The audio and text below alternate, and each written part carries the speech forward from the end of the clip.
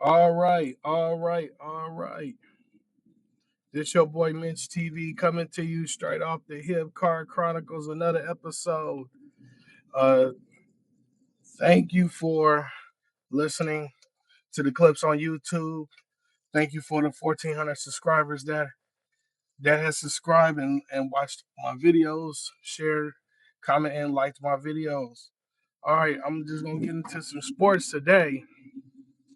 Um, do a little bit of football, do a little basketball. First things first. The Philadelphia Eagles is facing some internal turbulence in that locker room. AJ Brown, he's pretty much saying that yeah, he's glad they're winning, but there's a lot of issues going on, and and he's not happy there. Here's my take on it.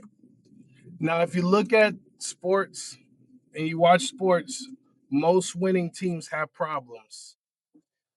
I know you hear the cliche that winning solves everything. Yeah, winning only cover up the deficiencies and the dysfunction of the team. Look at the Chicago Bulls, prime example. Chicago Bulls won all those championships, but people didn't know that Scottie Pippen had issues with the front office. Michael Jordan had issues with the front office. Dennis Rodman was just, being Dennis Rodman. Phil Jackson didn't get along with the GM, but he got along with the owner. Michael Jordan was beefing with certain, teammates on the team. He didn't get along. Michael Jordan forced certain teammates to get traded or forced certain teammates to get released. So it's a lot that's,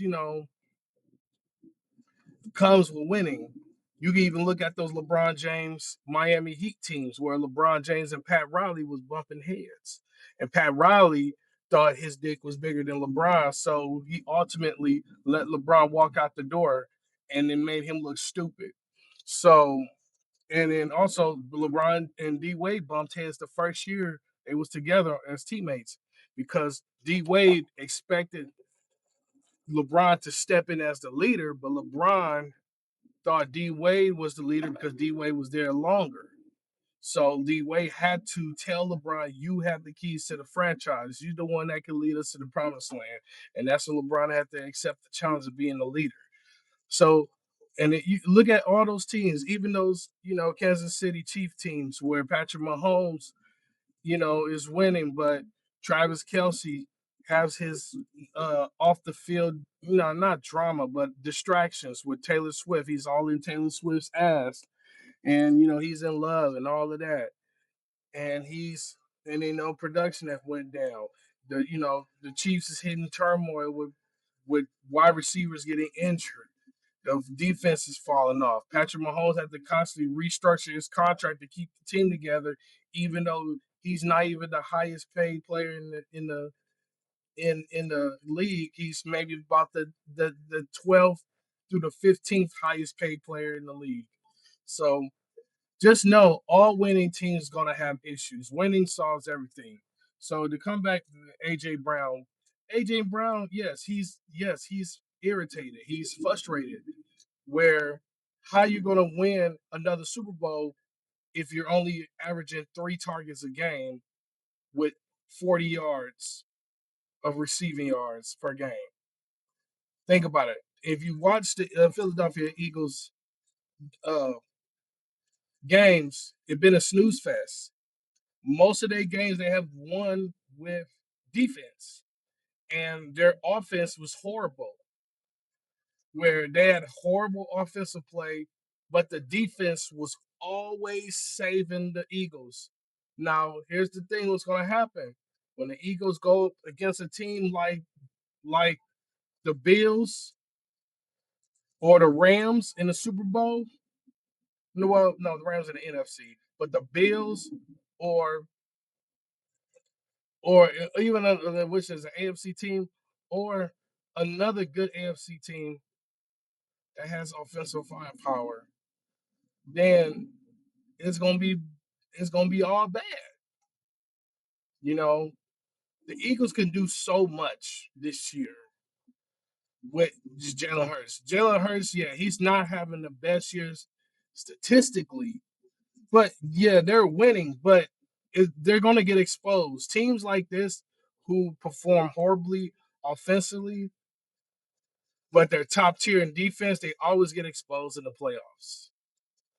They always get exposed because when they go against another team that has a good defense or a pretty much decent defense, then it's going they're gonna get exposed. So AJ Brown, he just going through it. Prayers for him and hope Philly get together and win another Super Bowl.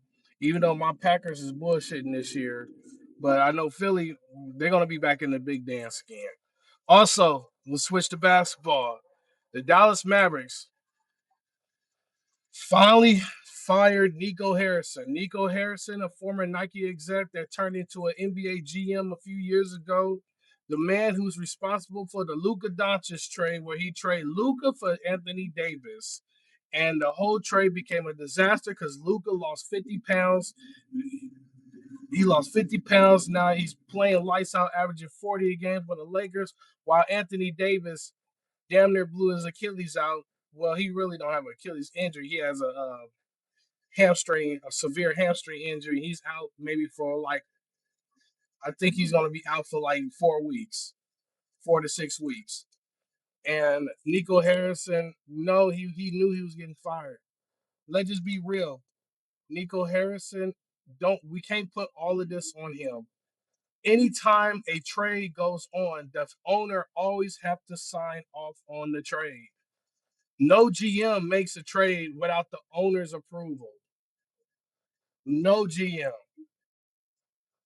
And I'm telling you, and I know people might say, "Oh, how you know? You never been a GM." Well, read the blogs that these reporters be putting. Watch the podcasts that these sports reporters, these ex GMs, be saying. No trade do not go through unless the owner signs off on it. So I bet you what happened was, let's just talk about this Luka Doncic trade. I bet you what happened was Nico Harrison sold this idea to the owner. The name is, I think the owner name is Dumont. I forgot his first name, whatever it is. He told the owner, "Hey, I can trade Luka for Anthony Davis, re-sign Kyrie, rebuild our bench, and we'll be a championship team. Give Anthony Davis the right rehab, get him in shape, and we could be a championship team. We'll have more defense in the front court. We'll have better guard play in the back court, and then maybe we'll develop some young talent that's on our bench to be a third option."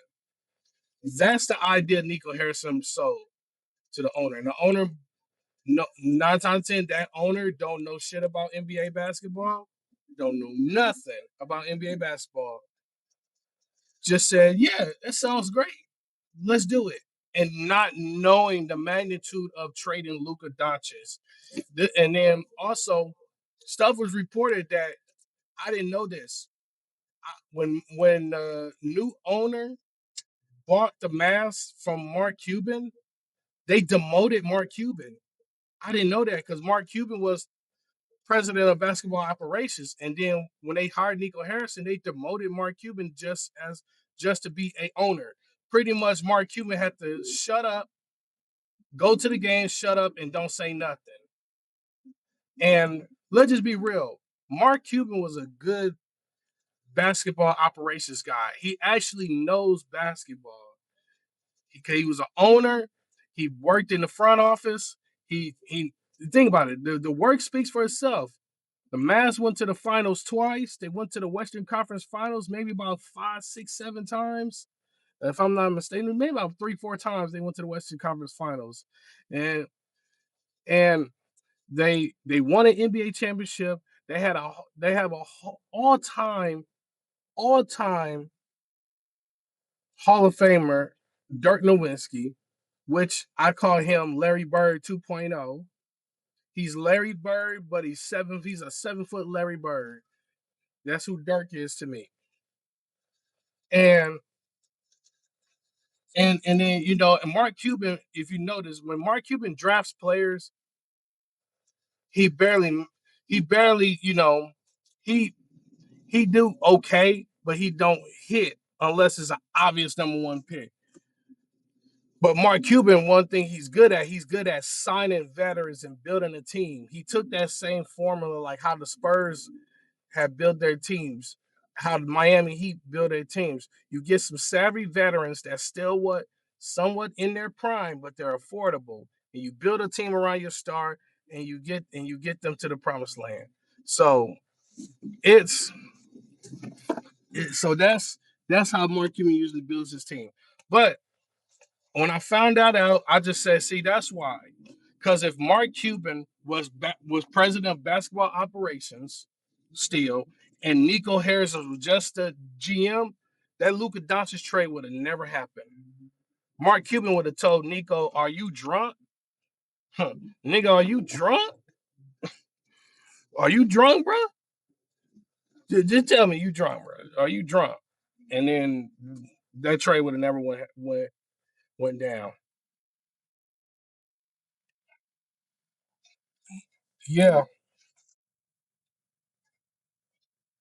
sorry for the technical difficulties, but yeah, car goes from leaving off.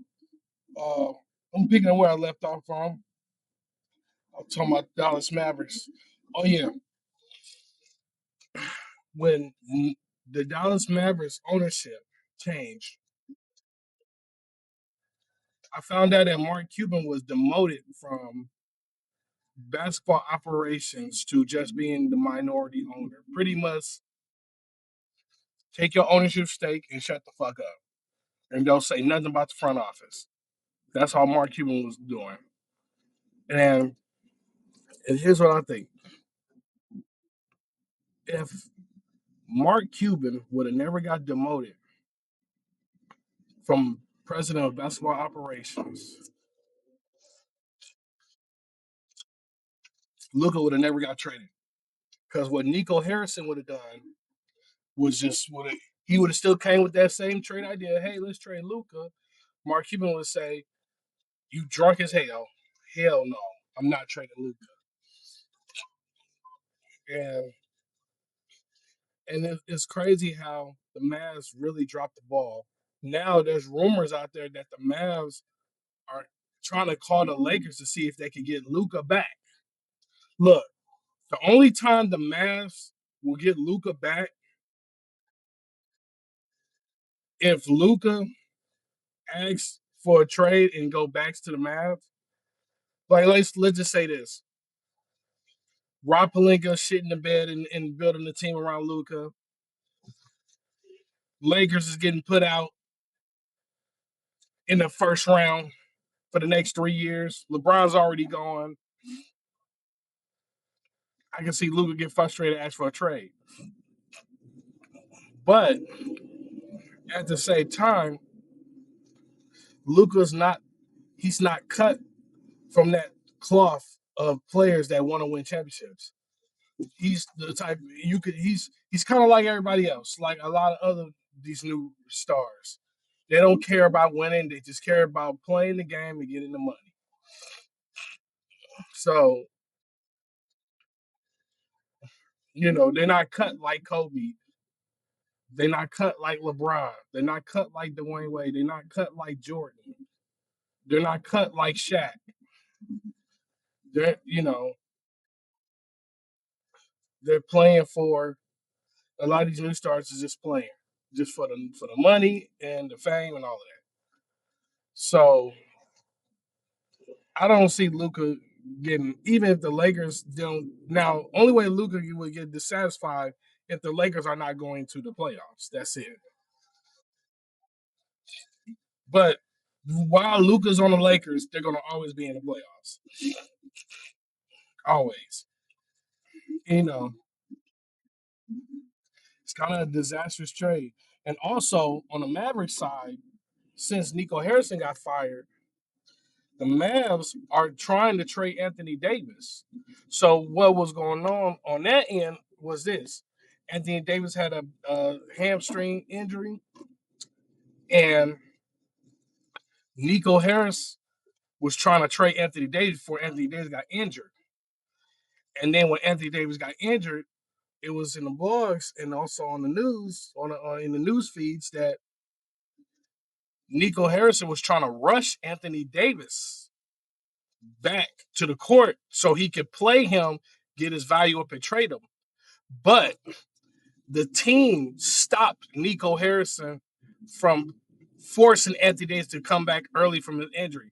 Because they told him, if you force Anthony Davis to play and he snaps his Achilles, because the hamstring is attached to the Achilles, or that calf muscle.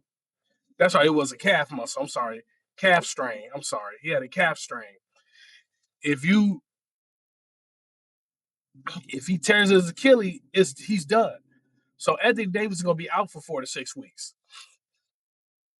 So the front office knew that Nico Harrison was a nutcase.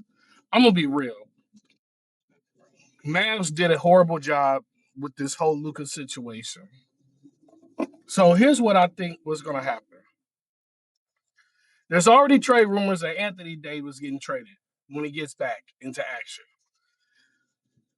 They said that the Bulls are looking to trade for him. They also said the Miami Heat are looking to trade for him. And there's other teams that are looking to trade for Anthony Davis. Now, you know, I'm gonna just be real. Anthony Davis, out of 30 teams, maybe 15 teams want Anthony Davis. But out of the 15 teams,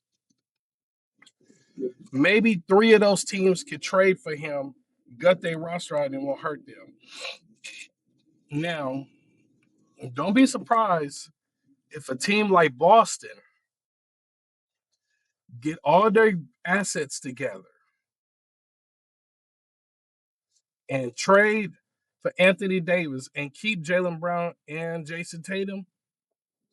Watch out, because Boston still got draft picks, or or you know, or if you want to get the most out of Anthony Davis, trade him to a team like OKC. Don't let OKC get him. OKC could trade 10 draft picks. I ain't gonna lie. If I'm Dallas, I'm asking for I'm asking for 5 draft first round picks for Anthony Davis. So if I'm Dallas, if I'm going to trade him to OKC.